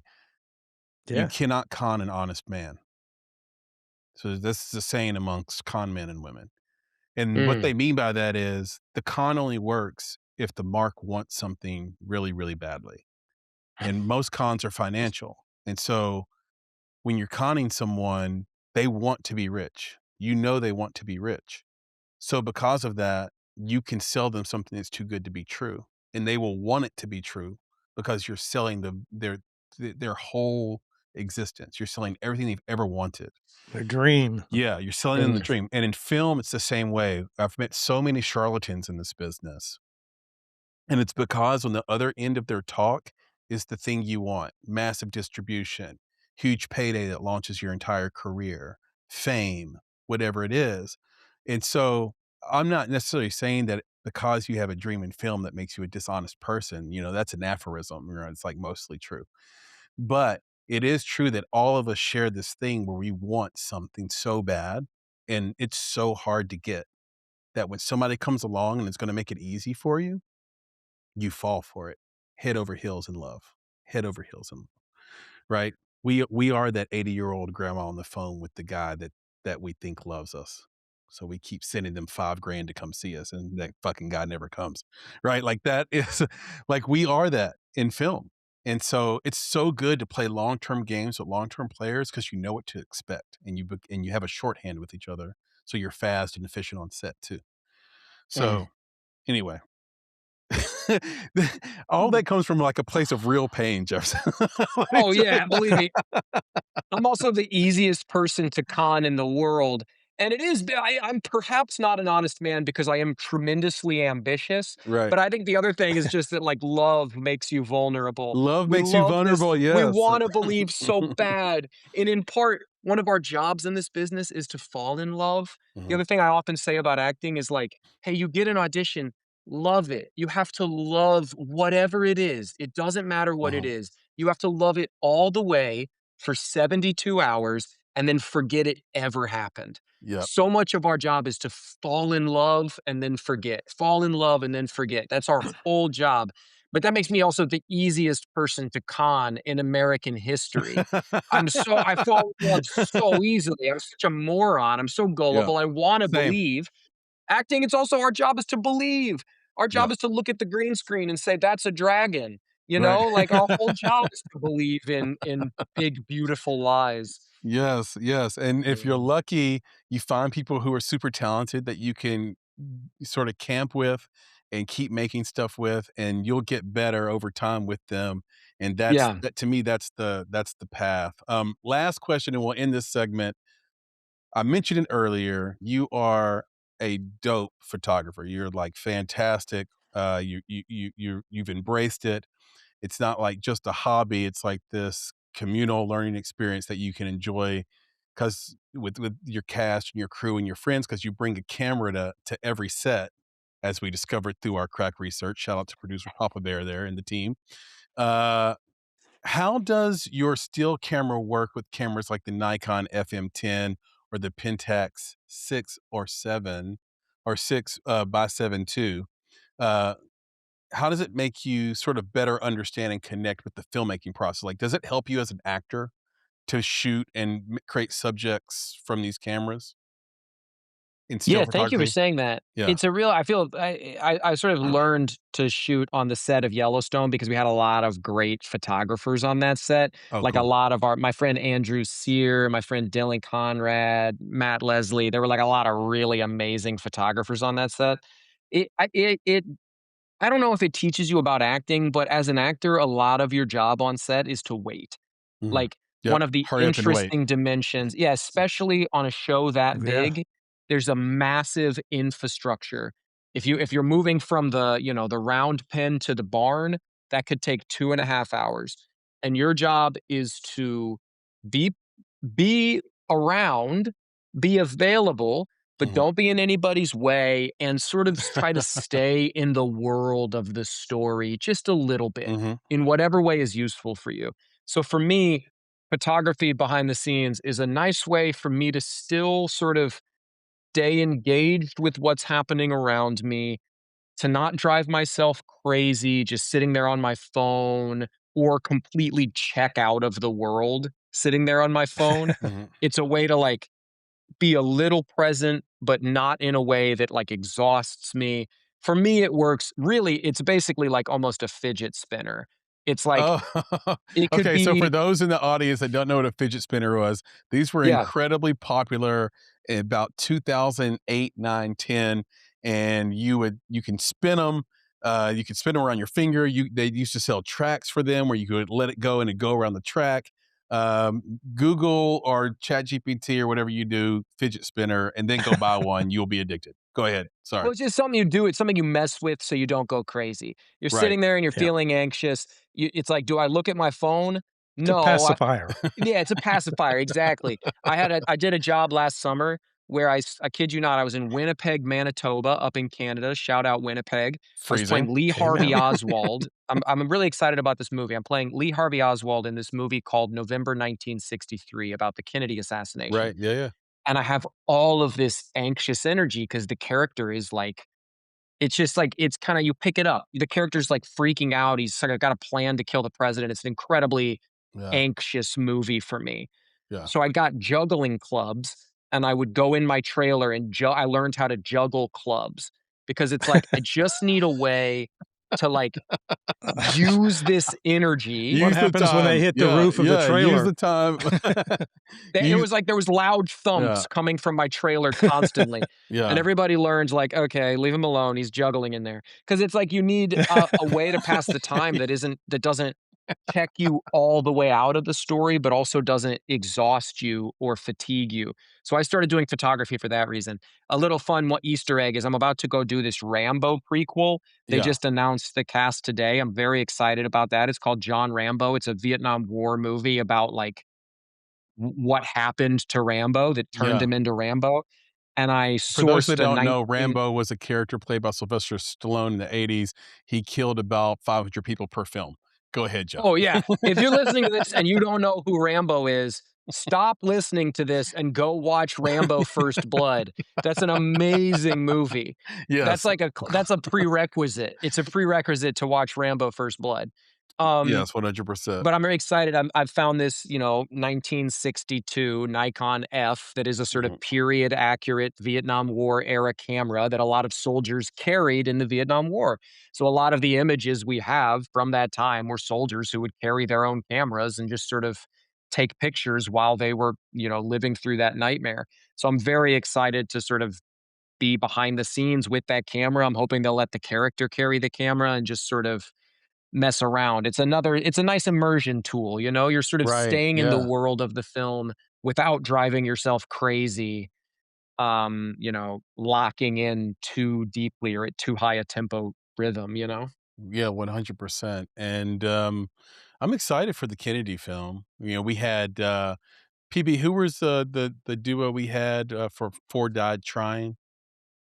Um, Yeah, I'll like have to like, look that up. I don't know if anyone's done more research on the Kennedy assassination than that duo of filmmakers and documentary filmmakers.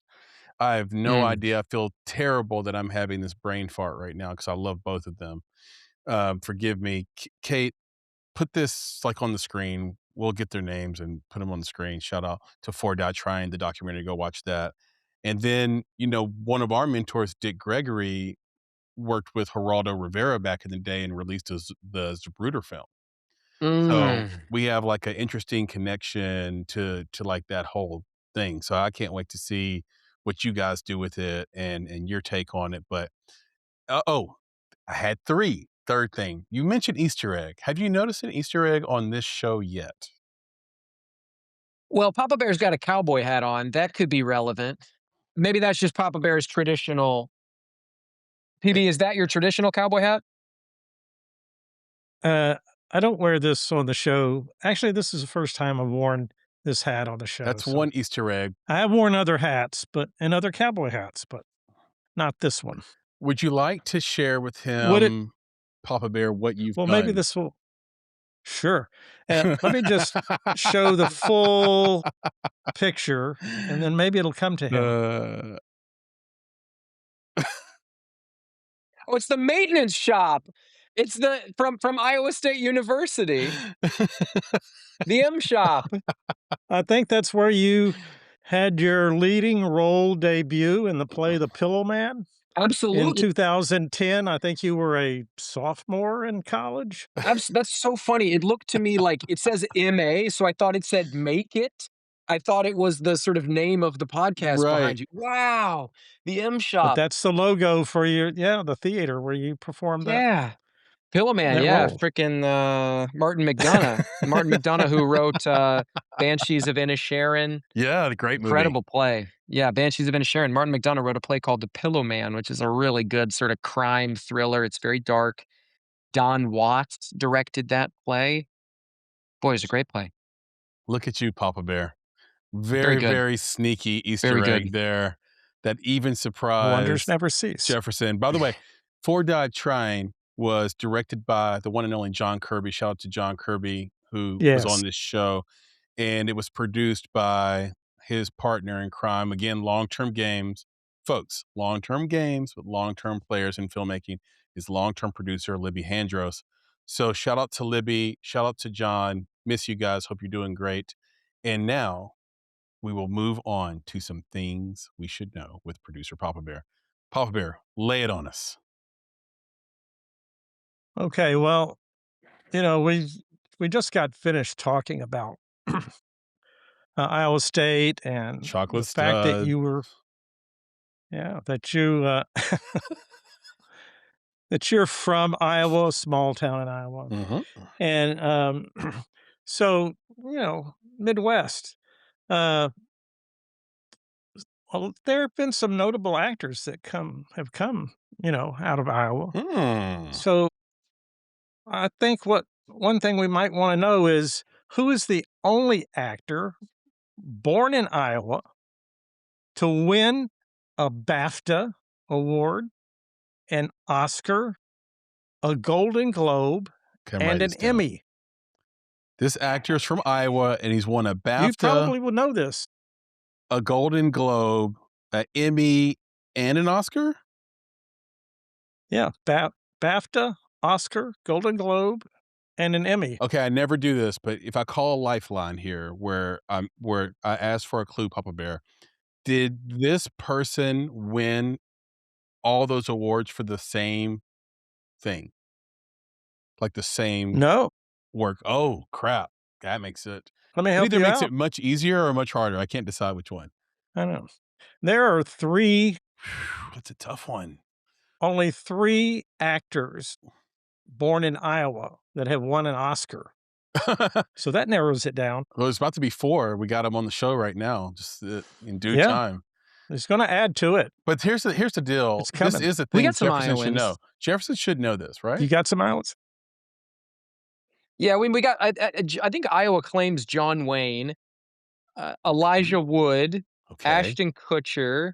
Kutcher. We claim Jason Momoa sometimes, depending on the context. I think he like played high That's school in the football. Polynesian section Exactly. I think he of played. I think he Iowa. went to school in Iowa for a little bit. I dipped my Chick-fil-A nuggets in Jason Momoa. That did not sound right. Nice Polynesian sauce. Oh, you didn't, did it? Pause. Okay. The Emmy. I don't know. So we got John Wayne, Ashton. So I could make a case for Ashton Kutcher somehow. And the reason BAFTA? I could make a small case for it because he might have won an Emmy for any of his TV shows, right? Like 70s Show or even Punked, which was like the best version of that was when he did it. I'll never get over what he did to Justin Timberlake. That was like the best prank ever.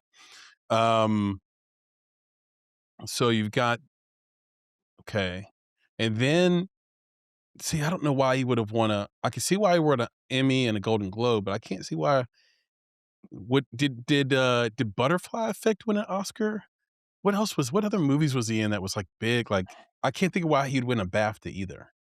I'm thinking Elijah Wood. Elijah Wood's close too. Great The guy Emmy too, by was the way. hard. The Emmy was harder for Elijah Wood, but did Dirk Gently win an Emmy in some way? Wasn't he on that show, Dirk Gently's Detective Agency, or am I making that up? I don't even know who that is, so I'm lost on that. Respect. Forgive me. I just want to be honest with you. I don't know You're who not that up is. on your Iowan actors. No, who is that? What is it? What did Who you? is it? Who is it? Who is it? What did he do? Like who? Wait. Before you say who is Dirk? You ready? What'd you say the name was? Dirk what? Oh, Elijah Wood, Frodo from Lord of the Rings. Wasn't he in Dirk Gently's Holistic Detective Agency, or am I completely conflating? Oh, that's the name of the movie. Got this is There's a show. Oh, got it. But Yeah. it's possible that I'm actually conflating 2 different people. I You got to definitely give know us the answer Elijah to Woods. this. All right, Papa Bear. We don't know what it is. What do you got? You All right. stumped us. Long answer here. With a total of 24 wins and 53 nominations I'm going to go John overall. Wayne. Okay, we'll squeeze that in there. Yeah, thank you. Including winning an Oscar in 1972, BAFTA in 1973, I'm writing this a down. Golden Globe in 1974, an 8 Primetime Emmy Awards and 1 Daytime Emmy Award between 73 and 2006. Cloris Leachman, born in Des Moines, Iowa, is the most highly awarded actor from Iowa. Des Moines? Cloris Leachman. He's from Des Moines? I'm sorry, Oh. Cloris She's from- Leachman. Yep. I'm going to write this down. Cloris. Is Cloris Cloris? Cloris. Yep. And then Fleachman? Leachman. Leachman. Lea. Lea. Leach, like Yeah. Okay. Chman. Leachman. Okay. I just want to write that down so I have it for my memory for history's sake. Okay. Yeah. Will you name some things that she was in? Well, she won her Oscar for let's see. She won her Oscar for Don't make me grok this. You better have this answer right in front of you, PB. I do, but I got so much stuff here. I'm just kidding. Take your time. We're just She went for the best, the last picture show. The last picture show. We're just doing a show here. Last picture show. It's all good. The Last Picture Show. I have not seen that. Has anybody seen that? I think I may have years ago. It's John Wayne won his Oscar for True Grit, and he's from Winterset, Iowa. Mm-hmm. You're right about that. But the third person from Iowa that's won an Oscar was Donna Reed. Donna Reed. She won it for From Here to Eternity. I love Donna Reed. And I love the Donna Reed show. Donna Reed and Cloris Leachman. I grew up watching all 3 Iowans. Watching the Donna Reed show, and I remember that when they would go to bed at night, PB, she would get in one bed and her TV husband would get in another bed. And I kept thinking to myself, my parents don't sleep in different beds. That's weird. Why wouldn't they? Why are my parents sleeping in the same bed together?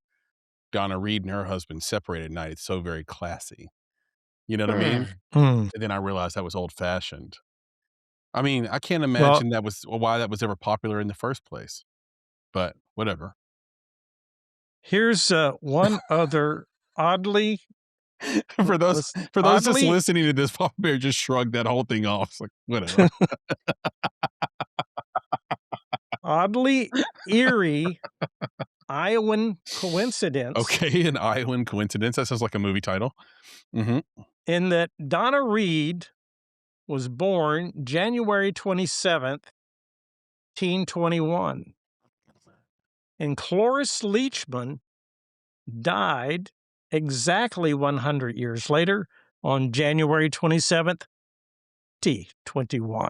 Wow. First of all, didn't know Donna Reed was that old. Second of all, that is an unusual she got her Oscar in 1953. That is an unusual coincidence. Thank you, Papa Bear, for that enormous research. And I have to admit it, Jeff, that's a thing we should know. We should know that. I'm sorry. I'm sorry to everybody that I didn't. From Iowa, yeah. The next time you're at a party, a cocktail dinner, or at the bar, there you go. You now have, and we both now have, an incredible icebreaker. Yeah.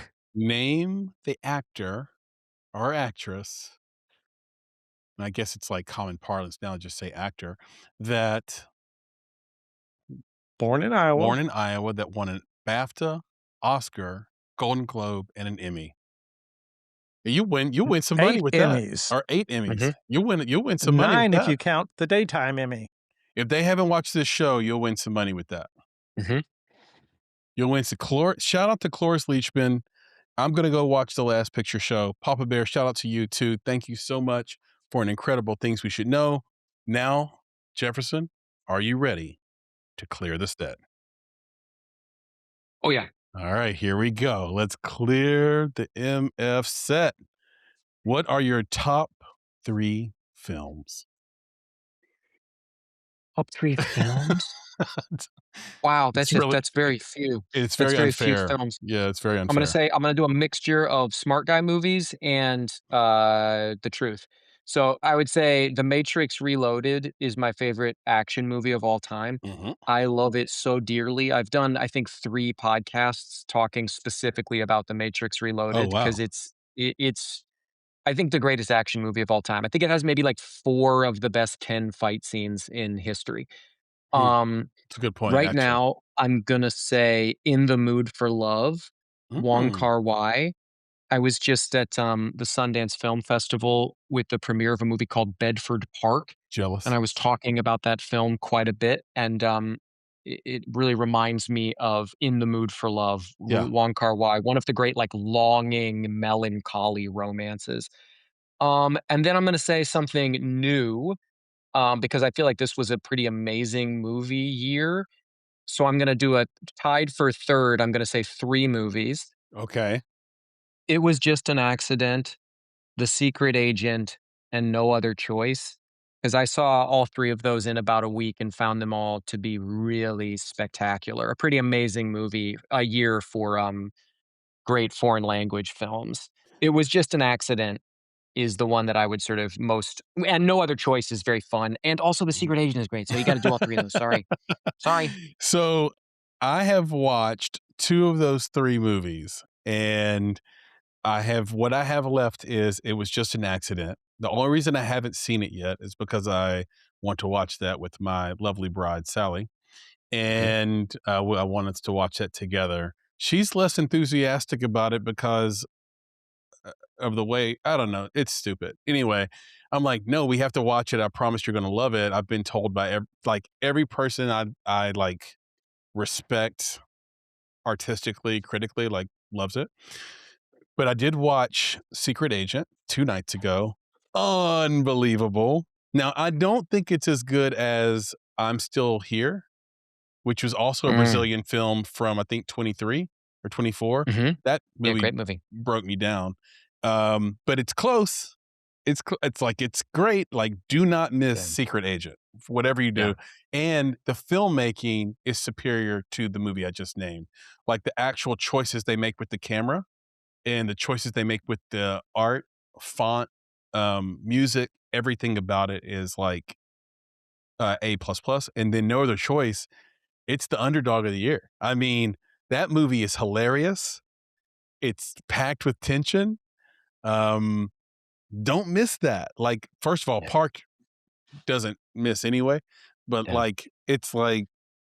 it's got everything you want. It's basically like a highbrow Rush Hour in a way, right? Like it gives you that feel, right? Like this poor guy, like the machinations he's going through to fix this problem, like such a basically the I'll give you guys the premise that are like watching, listening, like essentially in a world facing automation, a man who's dedicated his entire life to a particular field loses his job. And there's one job opening that he thinks he can get, but there's competition for the job. And he picks the most ridiculous path by which to guarantee his hire imaginable. And the rest is for you to see. Do not miss No Other Choice. Great. I love that list. Okay. Name the film you're embarrassed to admit you haven't seen. So it's you, it's Adam, it's Jeff, it's Terrence. You guys are all in a room. Maybe there's some people you don't know. You're all talking about a particular film, and you're like just nodding along like you've seen it because you would be embarrassed to say you didn't see I'm gonna be honest with you, bro, I just did this to you a second ago. I sort of acted like I had seen I'm Still Here. I didn't see it, okay? I didn't see it Great acting. just a second ago. Another Oh, Such a yeah, villain. good great film. actor. I said, "Oh, yeah, great film, great film." This is like actors' whole jobs is like we're all no, I don't wanna put that on anybody else. Me. I'm a moron. I'm trying to be better. I've been really committed to my film education over the last few years. Yeah, I did plug a bunch of my very embarrassing holes in the past 2 years because I had some gaping omissions same. that I sort of really sought. I was like, "Okay, I can't do it anymore. I can't never have seen XYZ, especially international cinema." I was such a moron for 35 years, basically. So I've been plugging the holes, but there's still so many. It's hard. There's a lot of movies. So many movies and They like keep making good new ones. right, like I like it's kind of like a whole vocation just to keep up with like what's happening Yeah. right now in terms of like what's coming out. The movie this year, by the way, that I'm making a new category, PB, that I wish the Oscars would adopt, the Academy Awards would adopt, which is called movie that should have been great or movie that could have been great. It's like a negative superlative, so they're never going to do it. But it's kind of like After the Hunt with Julia Roberts. Mm. That was the movie that on every level should have been a great film, and they kept missing the layup. They kept missing Mm. certain things, and the movie just is so disjointed, and it's like, "Oh, man, that should have been movie of the year, um, bait," and it's not. Okay. Anyway, I name the didn't see it, so I claim ignorance here. claim ignorant. Shout out to Julia Roberts and the whole team. They really went for it. I will say that, and I did Mm. watch the film. Name the film that everyone loves, Jeff, but you hate. God.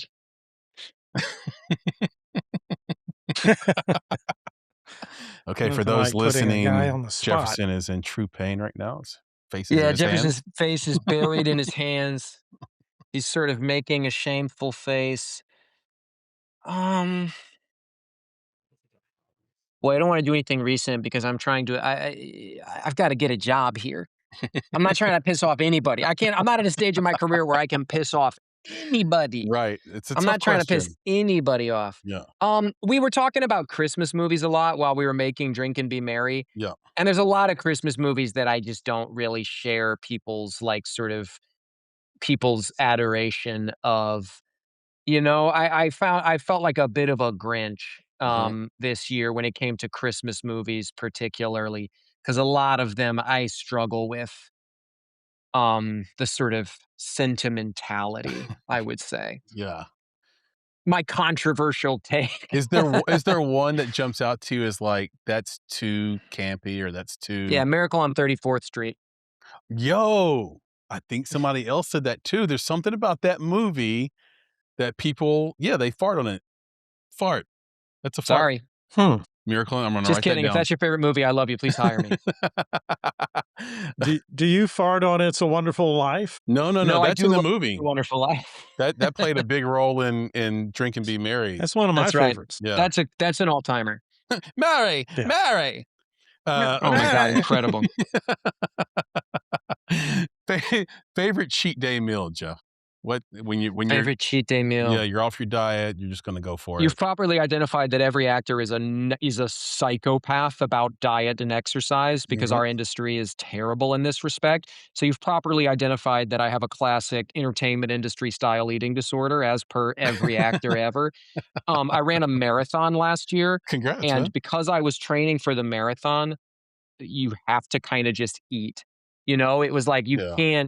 you can't do it unless you just eat. So for the first time in my adult life, I started eating pasta again, and I would order before every Saturday, I would run, 16 miles, 18 miles, Yeah. and the night before that, on Friday nights, I would get chicken parm with spaghetti, and it was like heaven. And now I'm like gonna start crying talking about it because it's been like 8 months and I have to be back on my stupid diet and I'm trying to lose all this weight because I'm an actor. And I just think it was such like for the first time as an adult, I was like, you know what, buddy, you can have some noodles. So I got really into chicken parm. Yeah, you get that melted So cheese good. over the top with that sweet and savory sauce that they pour on there before they melt the cheese. Oh my Then God. sometimes It's if incredible. you It's go to the right fried. Italian place, yeah, it's fried, you get the right place, they'll give you those garlic knots that go on the side. Oh, You break that knot open, it's kinda crunchy on the Man. outside and really moist and soft on the inside. You dip What's your that answer? Because I feel like you know sweet ball. sauce up, you Oh know yeah, what I you're mean? the way you're talking about this, you know ball. What's your answer? Oh, man, probably homemade fried chicken with 3 sides. That is a meal I haven't had in a very, very long time because it is sort of the end of the road. Like, it's an end of the road meal. It's where it's the sweatpants of food. You have given up when you eat that on a regular basis. It's over. Yeah, yeah. Like, just what are your three sides? that's even worse, PB. Give me some carrots with marshmallows melted on top. throw me some baked macaroni and cheese. Don't knock it till you try it, Oh, PB. And then give me some ham hock flavored green beans or yeah, spinach. yeah, Mm, yeah. yeah, Round it the off that flat way. ones. Yeah, yeah. Give me a piece of Yeah. cornbread or roll so I can take the chicken skin off and put it in between. Sometimes if I'm feeling extra fat, what I'll do is I'll take some of that butter and I'll spread it in the roll and then add the meat to the center of the roll and eat it as a sandwich. Mm. Are you Okay? from the South? Chicken Where are you skin from? sandwich. I'm in beautiful Nashville, Tennessee. How did you know? Okay, yeah, sure. As we kept going there, I was like, the picture's really emerging. Oh, you're in Nashville too. That's dangerous. Yeah, it's Yeah, hard to eat healthy in Nashville. it is. And so we have these hot chicken spots, and there's only a few that are legit.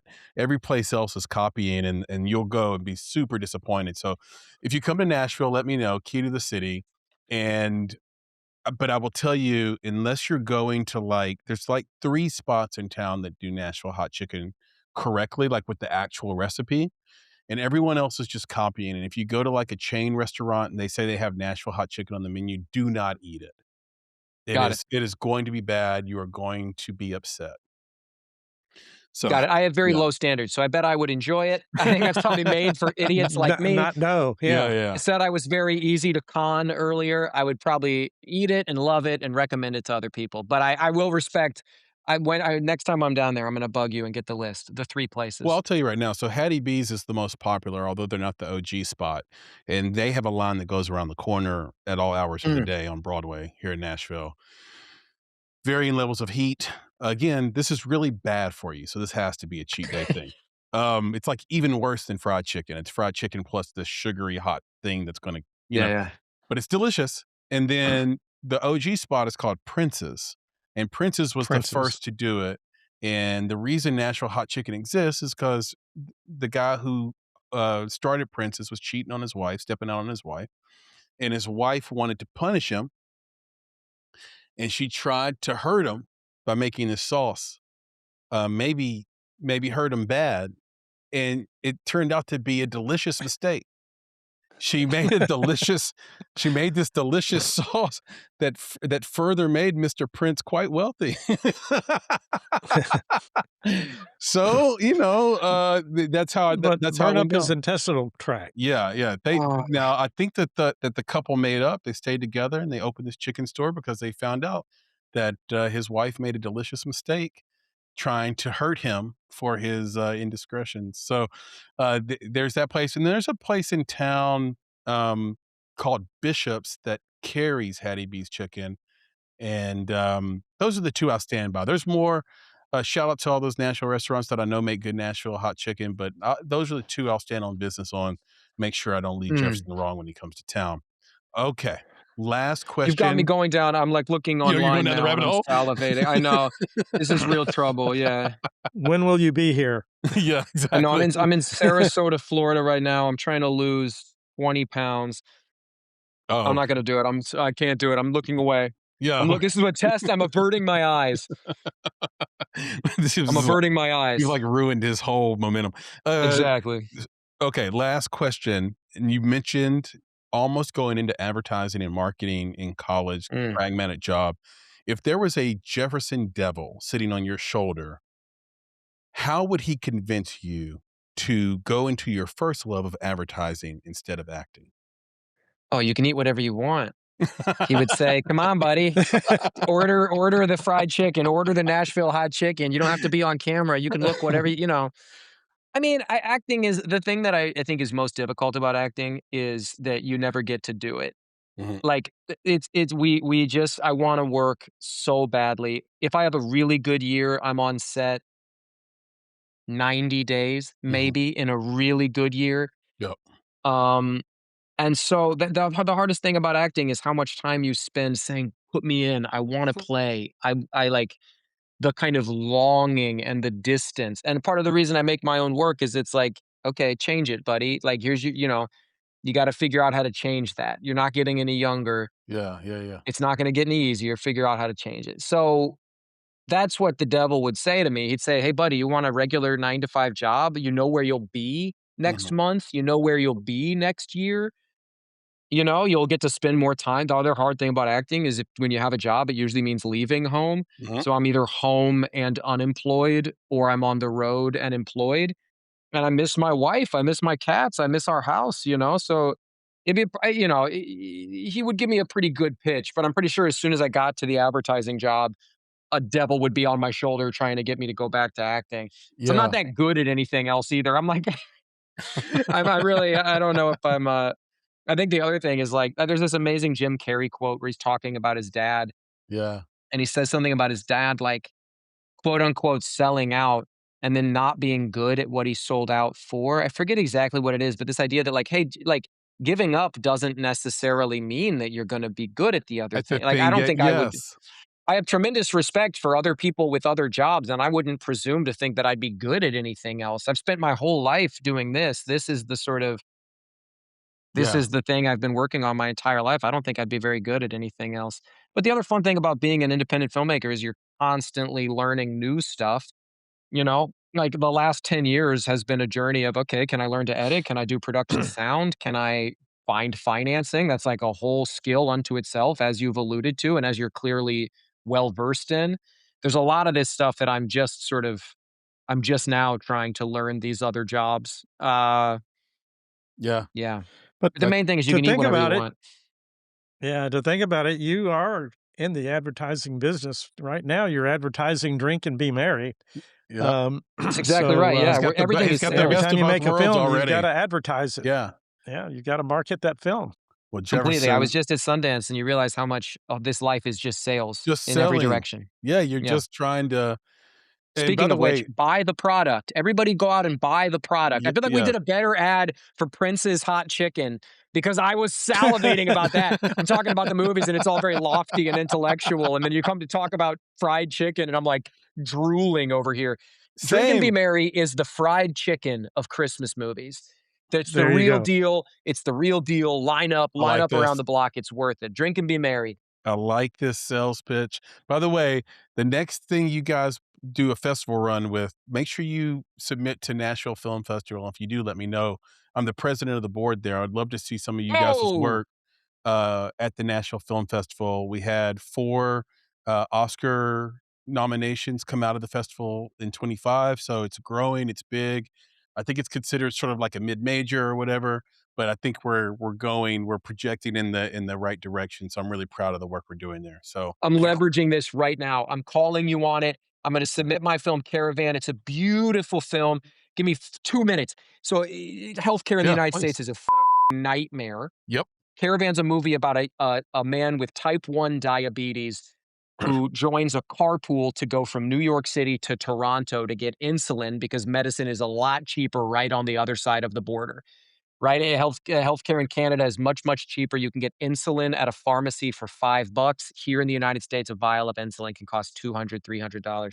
So it's a movie about a guy who joins a carpool to get across the border to get the medicine that he needs to live, but his only ride in the carpool is his very recent ex-fiance, who he just found out was cheating on him with another member of the caravan. So this guy is Wow. stuck in a Great. car.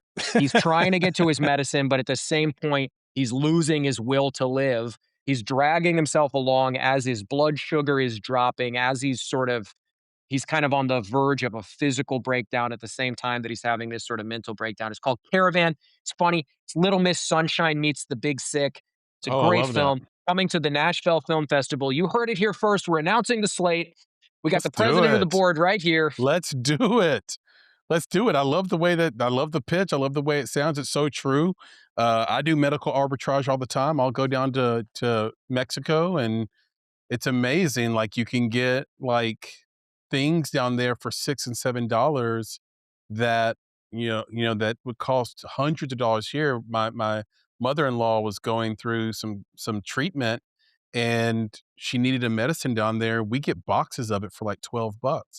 And she doesn't have access to the medicine here because of insurance limitations. And then two, if she were to buy it outright, it'd be thousands of dollars. So the medical arbitrage is real. I completely relate with that. So I love it. And I've loved this. Jefferson, you've been so great, so cool, so generous with your time. We'll end the show on this, like we always do. What does it mean to make it? Oh, wow. Great question. It's gonna take another hour to get through it. I think making it means at least having some control over your own destiny. In the entertainment industry particularly, it can be a very helpless you can feel very helpless, and as I get a little older, my goal right now, what it'll mean to me to make it, is to feel like I get to work on what I wanna work on, when I wanna work on it, with the people I wanna work on it with, no matter what size it is. For me, that could be a $60,000 feature like Drink and Be Merry, and I would be perfectly happy. I wanna be on set with my people, surrounded by creative energy, you know? So that's what that means to me at this chapter. But I also think it changes over the years. You know, if you asked me 10 years ago, making it would have been getting on a show like Yellowstone. That was, a huge goal for me. So I think that that'll keep changing. And also, I think making it means continuing to push yourself in the spirit of that, continuing to Mm. sort of stay open to change and growth and to recognize that you've also kind of never made it. There's never a moment when you're done, when you're complete, when you're fully fulfilled. I think making it is like a sort of active, ongoing work in progress, you know? That's incredibly honest. Well That's said. spot on. The making it is knowing that you've never made it, that you've never Mm. arrived, especially in the profession of acting. W Deeply appreciate that response. Can you tell everybody where they can see you, uh, on social media, on the internet, where they can see your work, absorb your work, purchase it, whatever it might be, where they can find you, reach out to you, etcetera, whatever you wanna share. Thank you very much. I'm underscore Jefferson White on Instagram. There's a ton of behind the scenes photography on there. That's kind of my favorite thing to share on there is just other actors from projects that I'm working on, kind of cool places that we get to go. You can rent Drink and Be Merry right now on Amazon Prime. I think it's great. It represents something my friends and I made together. It's a truly sort of indie effort. And then I think I did like 11 movies last year, tiny parts in big things and big parts in little things. So follow me on Instagram, and as those things come out, I'll trickle them out. Um, and thank you. Thank you guys for taking the time. It's a great treat to get to sort of dig deep on this stuff. So thank you guys very much for your time, and thank you for listening. Pleasure is all ours, and you heard the man. Go to Instagram, go to underscore Jefferson White. You will find behind the scenes footage you will never get anywhere else. The man is also an incredible photographer on top of being an incredible actor, so you will enjoy his page. Go to Amazon Prime. Don't just talk about it, be about it. In indie Mm, film, all of us indie people watching this, we always say, "Oh yeah, I support indie. I support indie." Well, do it with your pocketbook as well. Do it with your wallet as well. Go to Amazon Prime, find Drink and Be Merry, rent it or purchase it, watch it.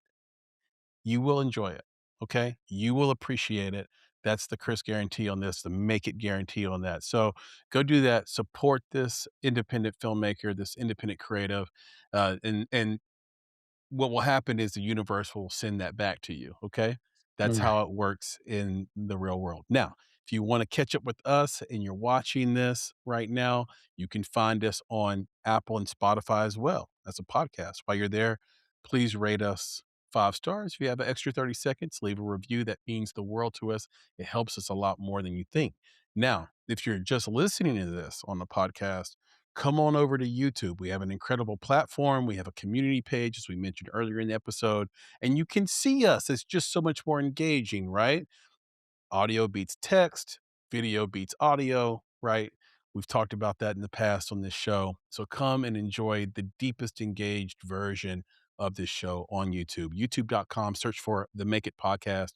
We will be the very first thing that shows up.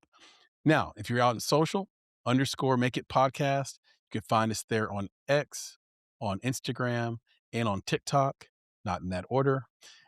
You can go on Facebook and search for the Make It Podcast, and we'll be there as well.